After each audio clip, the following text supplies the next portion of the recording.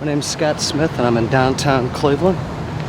I'm coming to the Justice Center because retired police officer Ray Lewis is down here speaking out with his professional opinion from years as a police officer and captain of a department on the Tamir case.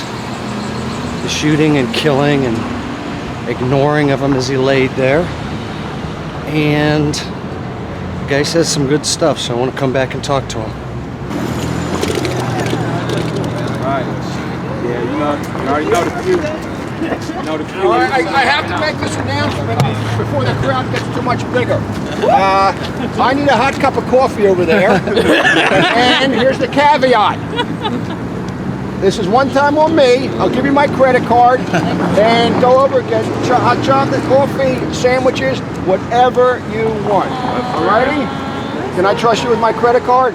Yes, sir. Yes, sir. I have that on film. So.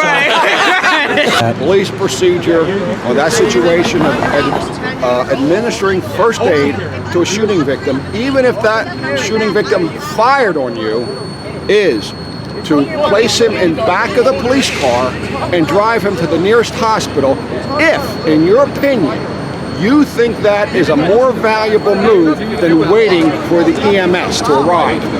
That's a question that is determined by the officer on the scene. Those officers did not even have that question going through their mind. They did not care. And they could not, it was like they shot a paper bag. I mean, they had no sense of this is a human life laying here bleeding to death. And to make matters so much worse even, his sister, 14 years old, was rushing, screaming, hysterical. What did they do? And instead of consoling her, they tackled her, handcuffed her, put her in the back of the police car, and the back of the police car door automatically locks. She can't get out. She's there handcuffed. 14-year-old girl. She is going to suffer PTSD from this incident the rest of her life. Watching her brother bleeding to death, groaning to his last breath of life she possibly heard. Yeah, race certainly does play a role. There's no doubt about the value of a black life is not as valued as a white life. Okay? I can tell you right now, for instance, when I was out, and one of the reasons I went to Ferguson was I knew exactly what happened with Officer Darren Wilson when he drove up on Michael Brown Jr. and his friends who were walking in the street in a white neighborhood. What most likely would have been said would have been, "Excuse me, gentlemen, could you please walk on the sidewalk in your safety interest and the safety of the motorists? Thank you." In a nice, affluent, white suburban area. I know in every ghetto cop, by the way, there's a big difference in cops. You have a ghetto cop. That's a cop who works in the bowels of a city, the belly of the beast. Right. That is totally a different job than the white suburban cop or your rural cop. People don't realize that. A cop is not a cop. And so when you have a ghetto cop, and it's a total different mentality. And I can go later and explain partial reason for that difference of mentality. But anyway, I know exactly, and every ghetto cop in this country, if they're honest, would agree with me. When Officer Darren Wilson drove up on Michael Brown Jr. and his friend walking in the middle of the street, here's what he said. "Yo, get your fucking black asses out of the street." I know that's what he said. So, and, excuse me, Michael Brown Jr., hearing that his entire life, could not. You have your breaking point. Oh, yeah. He might have said something back, like, "Whoa, man, who the hell are you talking to?" Hey. "Oh, don't talk back to this guy." That's when the battle started. And one other thing. They say that Michael Brown Jr. is guilty because he tried to shoot the cop. It shows that his fingerprints were on the gun, and the gun went off in his hand, and the officer said, of course Michael Brown Jr. had his gun on the hand. Out of self-defense. Every cop knows that Officer Darren Wilson pulled that gun. Out of self-defense. Michael Brown Jr., knowing how devalued the black life is, grabbed that gun to preserve his life. Yeah. That's why he had his hand on the gun. So if those officers had come up and asked politely instead of saying what you think they said. Not what I think they said. Okay. I know. So would Michael Brown have responded differently? Would he have said, oh, okay? Who would not respond to, excuse me, sir, would you please walk on the sidewalk for your own safety and the safety of the motorists? Thank you. Why are the ghetto police conditioned to talk that way? All right, now you're going into a whole new ballgame. Why are ghetto police conditioned that way? Number one, and this is the most important factor, police departments are hiring the wrong type of personalities. The most important test a cop is given before he's accepted into a police academy is called the Minnesota Multiphasic Personality Inventory Test. I'm familiar with it. Say that 10 times fast. It's hard to do. So, fortunately, it's shortened to MMPI, an acronym. Okay. It's a 500-question test, and it will get your personality down to a T. What are they looking for? Well, that's the question. That's the problem. They eliminate people who score too high on sensitivity. They eliminate people who score too high on compassion and empathy. And here's the reason, partial of the reason. One of the reasons is the police chiefs. They have this mindset that this is a macho job. It takes a man to do it. And by God, we're only going to hire tough John Wayne types. I don't want any social worker wimps on my department. That's one reason. The city, it's always people who their thinking is penny wise and dollar foolish. Meaning this, they do not want to hire officers who will not be able to handle the blood and guts and the horror of working in an inner city ghetto.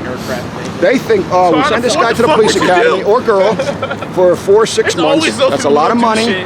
What happens? They get out, they can't handle it, they quit. We just lost $60,000 training this officer. Here's what I mean by penny wise and dollar foolish. So you hire the person who's tough, who's rough, who's somewhat insensitive. I guarantee you, because it happened to me, when you come out of that academy fairly normal, and you go to the ghetto, you are going to become hard. I'm sure. I became hard, I became brutal. Okay. When you start out with a hard ass, man, he's going to get brutal real fast, real fast. And so here's what happens. The city's concerned with the $40,000, $60,000 they're losing by training this officer and they quit. Guess what? Lawsuits. Lawsuits. And those lawsuits for brutality by these tough guys, they're not $40,000, $60,000. They're $2.5 million, $4.6 million. Man, so even if you go along with dollars and cents, which you should never do, in hiring a police officer, you're still coming out on the losing end. So what will it take for other officers that feel the way you do, that see these injustices, to stand up? What stops them? Well, I've questioned that myself. When I first went down to occupy Zuccotti Park, New York City, protesting against the financial banksters at Wall Street, I did not expect a horde of retired cops. And by the way, I don't expect any active cop to join me because they will get canned.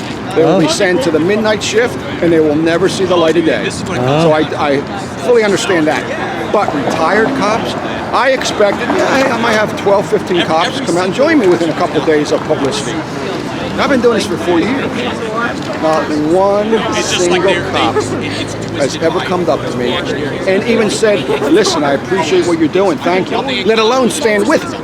And I've been out to Ferguson, Washington, D.C., Baltimore, Freddie Gray, Trenton, New Jersey, Philadelphia, New York City. Literally. My jaw's open. I can't believe that. Yeah. Not one single cop. I have no explanation for that whatsoever. But who is responsible for having him driving a rookie? He was, Officer Garmback, the driver, was officially designated as a training officer. And by the way, that's a great concept, to put a rookie with a veteran. Right. To teach, hey, you learned all about the police academy, now here's what it's like on the street. Great concept. It should be every police department. But here's a guy who's a training officer. He had that problem previously. That should have automatically eliminated him from being a training officer. But what does he do? He gets a call with a man with a gun. That's an incredibly serious call. The first thing I thought when I viewed the video of the police car going up on the over the curb, up on the grass, fast, stopping within a foot of Tamir, I was looking at it in disbelief. And I was thinking, what the hell are they doing? You never drive up on a man with a gun. Like, what the proper procedure is, you drive to the scene, and as soon as you see the alleged suspect, he doesn't even have to have a gun.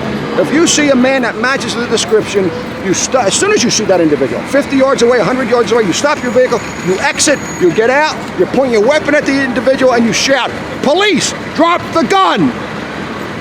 That's the way you handle that case. You don't drive right up. That was insane. And this is a training officer. Is the police commissioner responsible for this? I don't know.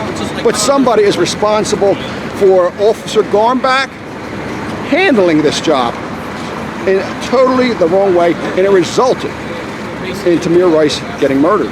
And I hold Officer Garmback very responsible for the death of Tamir Rice.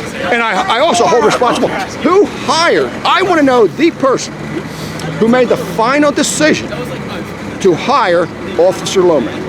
Because his previous police department, within months of him being an officer, the chief of police there wrote to the city's personnel director, "This man cannot remain a police officer. He's emotionally unstable.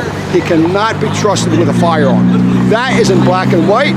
That is released, and it can be found on the internet.